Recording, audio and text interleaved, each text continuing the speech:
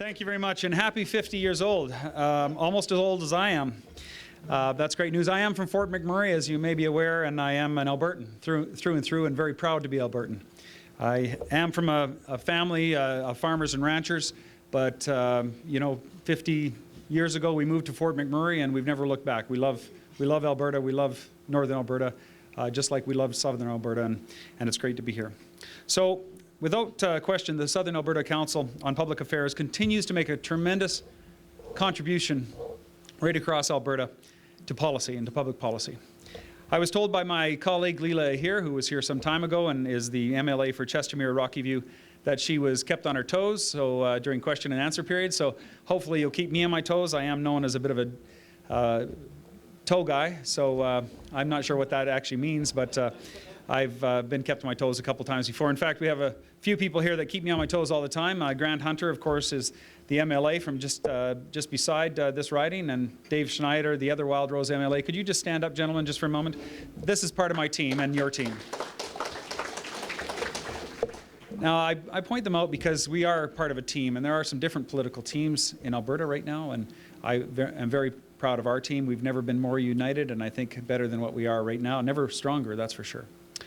I know many of you have no shortage of engaging questions, and I truly hope that you'll save some of those great questions and maybe write them down if you come across them, and I will try to answer them. I was told clearly that if I don't answer questions, I'm going to be in trouble, and there might be some exhaustion of politicians that come here and don't answer the questions that they're given, I understand, so I'll try to answer all the questions directly to point. Before I go any further, I do want to say just to everybody here and to everybody in Alberta, frankly, everybody in Canada, how much I appreciate what you've done for the people of Fort McMurray, opening your hearts, opening your wallets, opening your homes in many cases. I've had, I don't know how many people tell me they've had a room available or a house or an apartment available. I had one person call me up and say, I have 400 apartments available for the people of Fort McMurray. And that's why we have not had a shortage problem in Alberta in relation to the people that have had to flee Fort McMurray. And when I say flee, I mean flee. Their front house was on fire while they ran out the back door. That's not what happens in Canada. That's not what happens in Alberta. And I hope if we do receive the privilege of being in government, it never happens again in Alberta to any other community. I was the MP that saw Slave Lake, and I shuddered and was shocked at what happened there. And certainly I truly believe that we must learn the lessons of the past, and that's why we spend money on politicians, so they learn things and they do these great big studies and they come forward with real plans and real solutions for the future, and that's what we need to do in relation to fires in Alberta.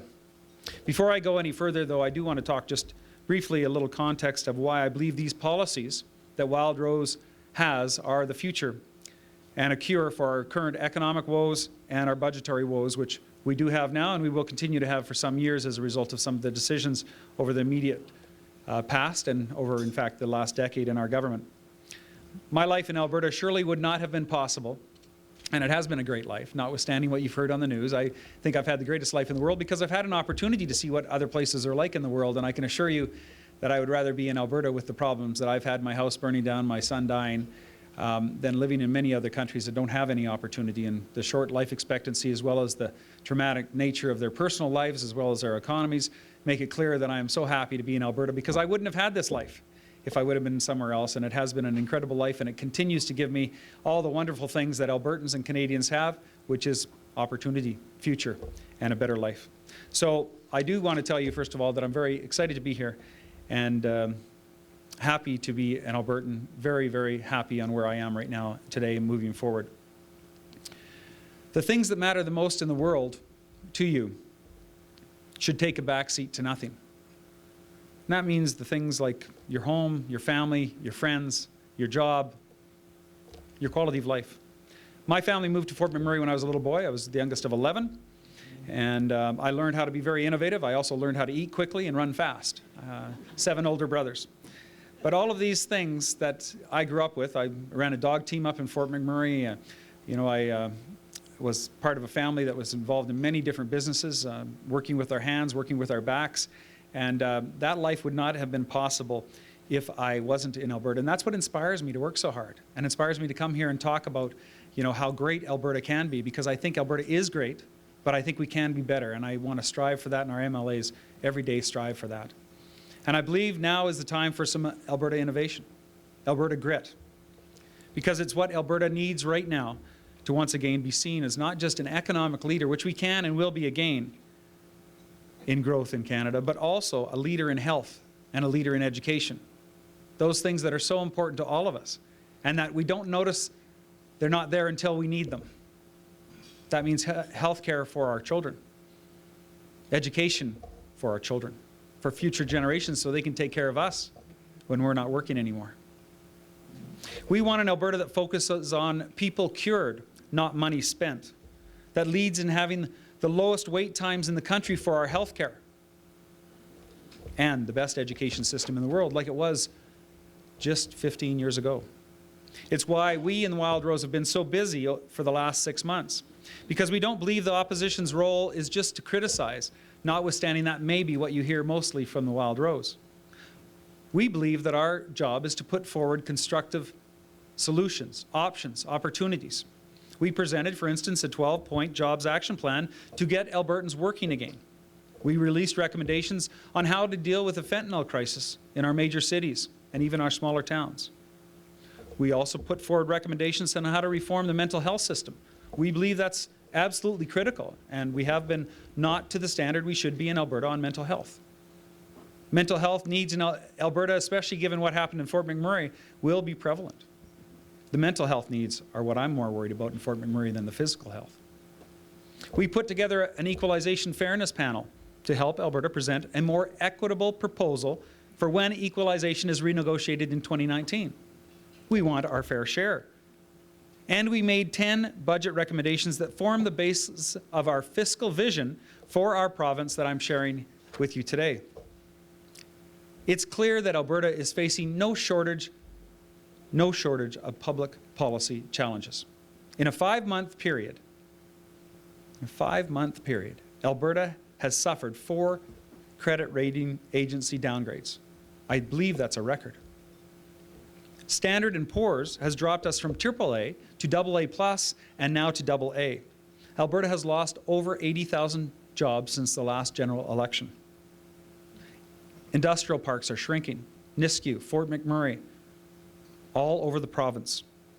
Albertans are not sure where their next paycheck will come from, or even if they'll be able to afford, in some cases, to pay their car payments or their mortgages. Talk about stress on a young family.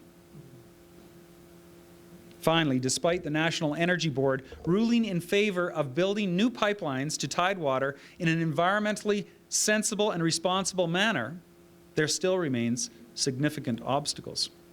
To top it all off, the world oil market has not been our friend lately. I will save partisan comments for the Alberta legislature because that's where they belong, but I will say this to you. Politics matters. Policy truly matters.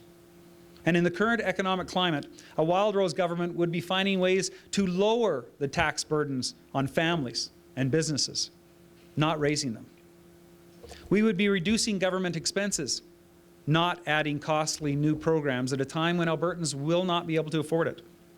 And until all provincial partners and serious energy producers across North America are paying a carbon tax, a Wildrose government would not introduce one on the Alberta economy.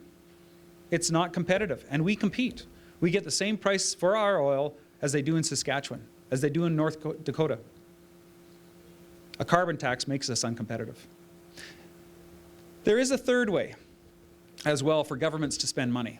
Now, we've only heard 2 ways. The government likes to portray only these 2 options under the current climate to handle the budget. We suggest there is a third way. Option number 1 from this government includes staying the course on massive annual increases to operational spending. That's right, we do have the most expensive government in Canada right now. We had the most expensive government in Canada over a year ago. It continues to become more expensive. This government's latest budget has spending forecast to increase $6.5 billion over the next 3 years. Just for spending forecasts. That's $180 million in increased government spending every month.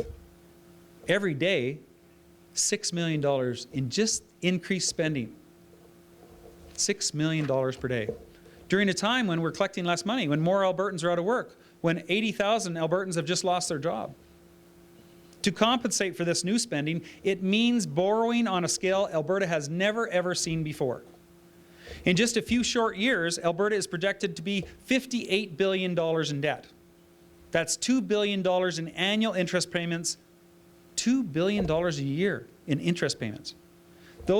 That money will not be going to hiring new teachers when we need them, or new nurses, or building schools or hospitals.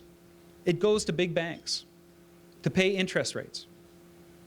It means debt financing will soon be one of the most expensive departments in our government, outside of health, education, and social services. It will cost more in 3 years for interest payments than it does for all the justice files in Alberta, for crime. More expensive for interest payments. It's $2 billion that sooner or later will be paid for through higher taxes. We can't get away from it. And right now, the interest rates are the lowest they've ever been. And of course, there has been no shortage of tax hikes over the last year. Fuel tax hikes, sin taxes, personal income taxes, or business. All of them have been raised. The hope from this government, just like our previous government, is that oil prices will eventually rise to compensate for this gross overspending. That's option number one. That's what this NDP government says is option number one. Option number two, according to them, is to make massive so-called draconian cuts to the public service. The government warns that any deviation from their agenda can only mean a dramatic and negative impact on the public services that Alberta has and Albertans count on. Now, the Wildrose actually believes that between these two options lies a real plausible good option for Albertans and Alberta's future. A middle ground. A middle ground that holds the line on spending, doesn't increase it, just over the next few years. By the way, we have a negative population growth right now in Alberta. Does not increase the tax burden on families who actually pay for these increases in spending. Does not increase the tax burden on businesses, and puts forward innovative solutions to improve essential services Albertans rely on. We even talk to those people that provide those essential services, and there's not one that doesn't say there's a better way to do it. There is a better way, and we need to work together to find those better ways. We do have a vision for the economy. A vision for the budget cannot be separated from a vision for a strong economy. It cannot. The ramifications are real and they're long-term. We believe a commitment to fiscal discipline provides a more stable environment for businesses, a more predictable environment in our province. And for those who would like to invest here, they know what the future holds, especially in our energy sector. Without that investment, we have no energy sector. We have all benefited from what's proudly been known as the Alberta Advantage, a low-tax, business-friendly environment for investors, for domestic investors, for Alberta investors, for Canadian and international investors. When investments are attractable to investors in Alberta, and they feel confident in its management and in the future of our economy, the positive effects are felt right across the province, are felt right across Canada. The effects to Alberta certainly resonate across Canada. This type of growth means more opportunity for the young working family hoping to pay for hockey registration or dance recitals. Maybe enough money even to pay for a family vacation this year. Because it's not the rich that are suffering right now. It's the young families that have to make ends meet month to month. More investment and development means more royalties for governments to pay for those hospitals and teachers and nurses. And more businesses get spin-off industries, jobs, employment, profits. They stay in Alberta. It means Albertans having more money in their pockets because they are well employed, they have good jobs, and in turn, it means that Alberta's small businesses, family businesses, usually, see more profits because families have more disposable income to spend and they get to decide on their choices, on their priorities, instead of government deciding for them. As Wildrose leader, I am committed to working towards this vision of Alberta to restoring the Alberta Advantage. Because right now, investors and the energy sector are facing very difficult times, and we feel it right across the province, not just in Fort McMurray, not just in Calgary, but in Lethbridge, in Taber, in Medicine Hat, in Lac La Biche, Nisku. We see a different way forward, a promise of stable royalties and a return to competitive tax rates, instead of seeing our competitive advantage slip like it is right now. We stand with the majority of Albertans that support all 3 pipeline projects that currently stand ready right now to inject $30 billion of private sector money into our economy. $30 billion. It's not government money. That will create $430 billion over the next 30 years of economic boost to our economy. $430 billion with just $30 billion in private sector investment. This is what Canada is about, building these national projects, either rail or pipeline, bringing our country together as an economic powerhouse that's there for the quality of life of its citizens. Because we know that these billions of dollars mean a lot to those hundreds of thousands of Albertans, the families, whose wage earners currently don't have a job. It means being able to make car payments, afford swimming lessons, and even in some cases, buy groceries. The demand for our food banks is up in Calgary, in Edmonton, and Fort McMurray, right across our province. The demand has exceeded expectations. And it means a lot to Alberta's businesses. It means larger profit margins and being able to grow and expand. It means being able to afford that extra help, to hire extra people that would make life easier for you instead of trying to do it yourself. And it means thriving local economies, which we all benefit from. In real terms, these projects become no-brainers, and we are focused on these real terms. And we will continue to be vocal on these issues on behalf of all Albertans as the official opposition. Because we know Albertans just want a fair shot, an opportunity, being able to take care of their own families. And we think that taking action to enable our energy sector and our small businesses to thrive is the key to all of our success. That's why Wildrose proposed a 12-step jobs action plan.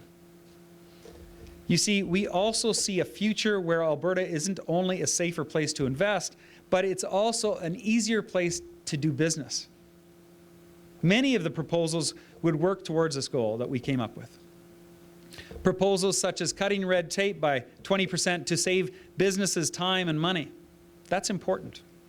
By carefully easing the regulatory burden, we would streamline our energy-related regulatory regimes without endangering the safety of Albertans or the health of our environment. And let's face it, one-for-one legislation. You bring one new one in, you get rid of the old one. That would ensure that after we streamlined regulations, our business community could rest assured that the costs of any new regulations or red tape would be contained within the current model. These are things that have worked in other jurisdictions. They work well. Finally, another proposal would be to put back $1 billion in overtaxed money to the business community in Alberta. Currently, WCB holds billions of dollars in their surplus, 135% of liabilities. By legislation, they're only required to hold 114%. That $1 billion could go by way of a vacation holiday for WCB, for small businesses. We've proposed that it would last about 3 to 4 years, and we would get back to what the legislated limit would be. That's extra money sitting in a bank account right now that belongs to the people of Alberta and the businesses of Alberta, and it's doing nothing. We think that should go back to businesses to create jobs. If you hire somebody new, $1 for the year for WCB. By taking actions such as these, we would be another step closer towards making Alberta's economy grow and be prosperous. Because we believe in an Alberta that is the best place in the world to live, to work, to play, and to raise a family. But to get there, we do need fiscal discipline, just like we all do around our kitchen tables. We need, from the government, a firm timeline of when they will get back to balanced budgets.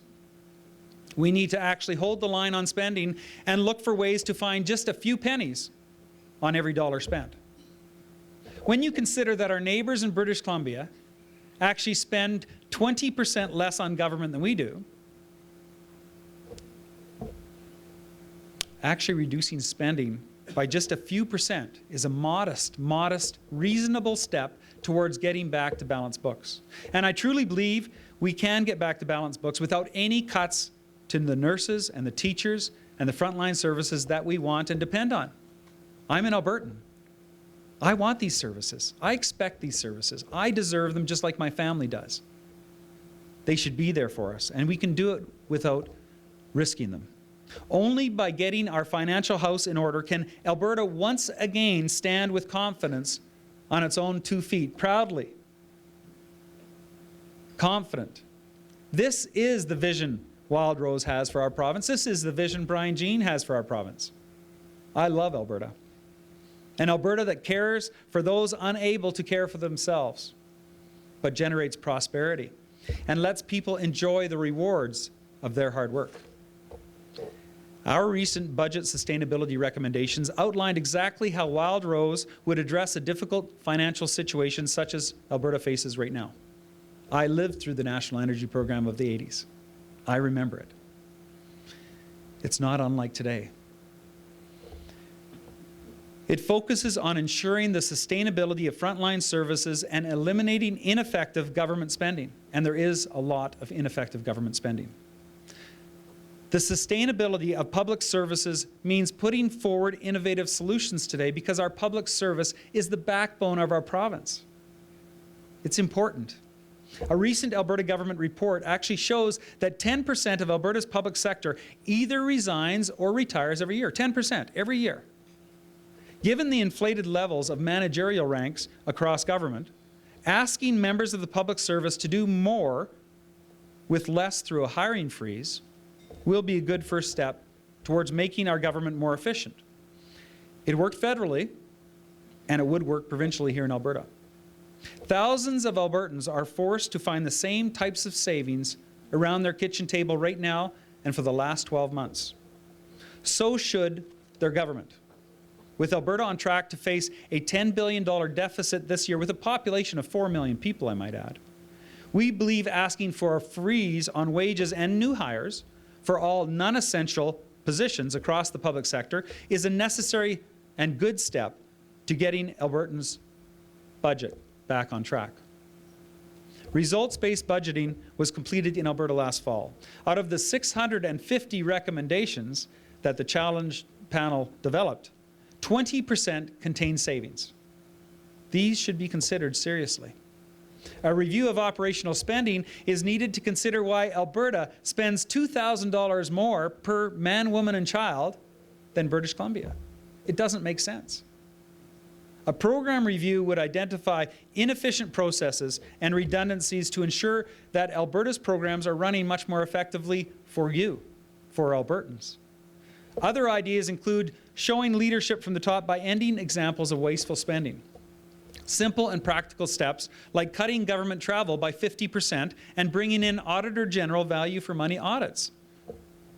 Those will save us, the taxpayers, the people of Alberta, literally hundreds of millions of dollars without any layoffs, without any real changes. Altogether, steps like these, small incremental steps, without any layoffs, would save Alberta $2 billion this year alone.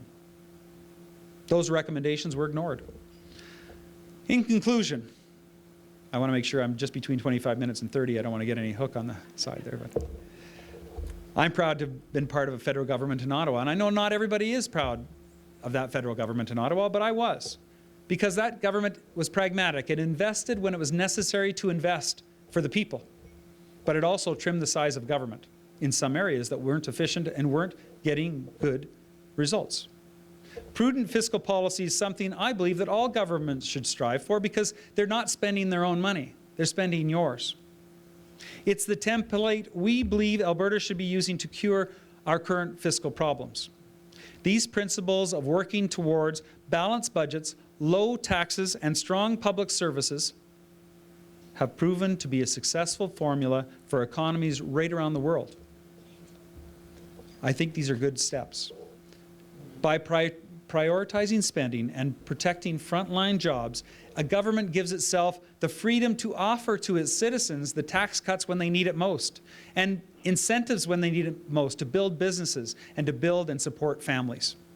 We think that's a much brighter vision for the future than the inevitable tax increases, significant tax increases that growing interest payments will have on provincial debt, virtually guaranteed. And it's not far away. And what if the interest rates change? I remember the 80s. I was selling office supplies and printing door-to-door in Fort McMurray to the few businesses that survived. When we started, there were 600. When we ended, there was 3.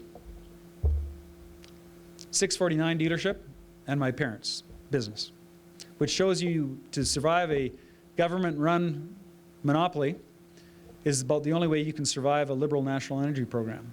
That or be my parents, the 2 cheapest people on the planet.